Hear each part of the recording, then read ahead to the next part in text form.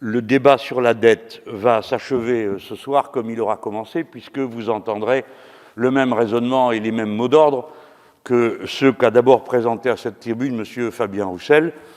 Lui et moi, sa formation politique et la mienne, sommes d'accord au mot près sur ce qu'il y a de lieu de faire. Et d'abord pour dire que la présentation de la dette est un sujet qui est géré d'une manière idéologique. Il s'agit d'abord et avant tout de faire peur et tétaniser les gens qui entendent des comparaisons avec leur budget personnel, sauf sur un point. La dette est toujours comparée au PIB d'une année. Quel est le particulier dont les dettes sont rapportées à son salaire d'une année? Personne, bien sûr. Mais cette embrouille en contient encore de nombreuses. On dit, eh bien, ce sont les générations futures qui vont payer. Vous rigolez, ce n'est pas vrai. Personne ne paie jamais la dette. Elle est d'ores et déjà perpétuelle, comme l'a expliqué d'ailleurs une fois M. le maire, fort brillamment. Pourquoi? Parce qu'on emprunte pour rembourser. Et donc, on ne rembourse jamais. Le seul paramètre qui a de l'importance, c'est la charge annuelle de la dette. Or, voilà que, contrairement à toutes les prévisions, les taux d'intérêt sont devenus négatifs après qu'on nous ait fait peur comme jamais avec la puissance des agences de notation qui jugeaient fort mal la France. Les taux sont négatifs, on gagne donc de l'argent en s'endettant. Le monde à l'envers. Mais ce sont les réalités qui devraient permettre de faire baisser la peur. La dette dans toutes les familles, si vous voulez cette comparaison, se rapporte aux actifs. Eh bien, les actifs de la France, c'est 14 000 et des poussières milliards d'euros pour une dette de 2 600 milliards. Ce qui veut dire que nous sommes loin d'avoir gagé nos actifs. Nous devons 2 600 milliards d'État, mais l'État, lui tout seul, possède 3 495 milliards d'actifs.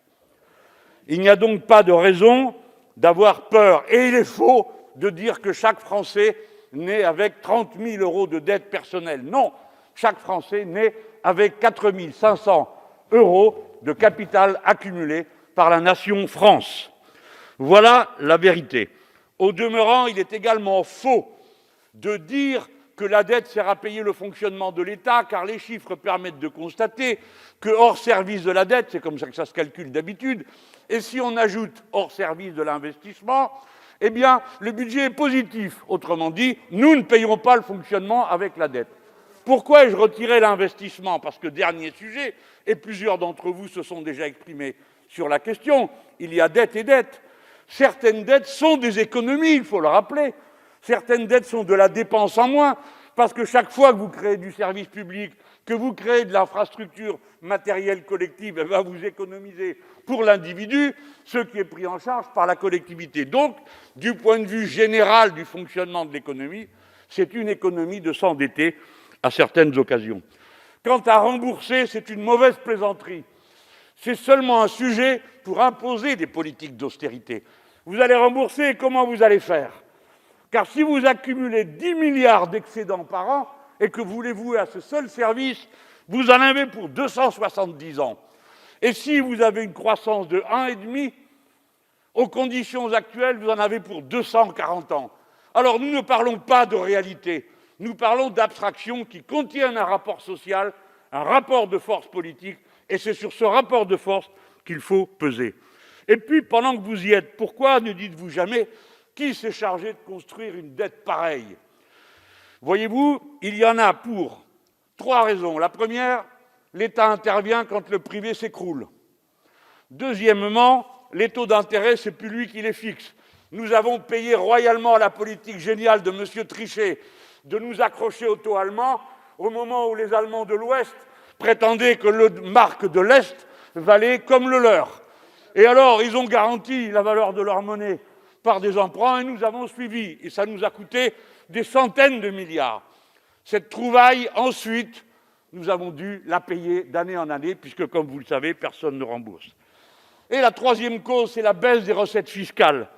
52 milliards de cadeaux fiscaux par M. Chirac, 23 milliards de cadeaux fiscaux par an, tout ça, par M. Sarkozy, 20 milliards par M. Hollande et 43 milliards d'euros par M. Macron.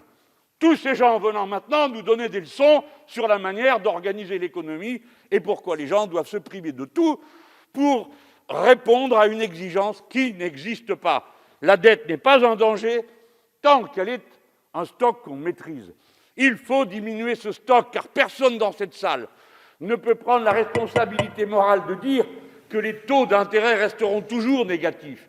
Le jour où les agences de notation désigneront la France comme un adversaire, et elles le feront, les taux remonteront, et à ce moment-là, nous serons plongés dans la difficulté. Donc ça suffit de dire que ça n'a pas d'importance, le stock que nous avons aujourd'hui.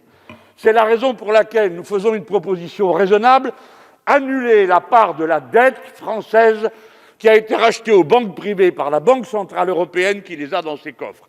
Cet argent n'existe pas, il ne coûte rien à la Banque centrale européenne, et l'effacement de cette somme gelée à intérêt négatif ne ferait qu'une chose: bloquer son bilan sans la désargenter. Pas un seul investisseur privé ne serait privé de quoi que ce soit.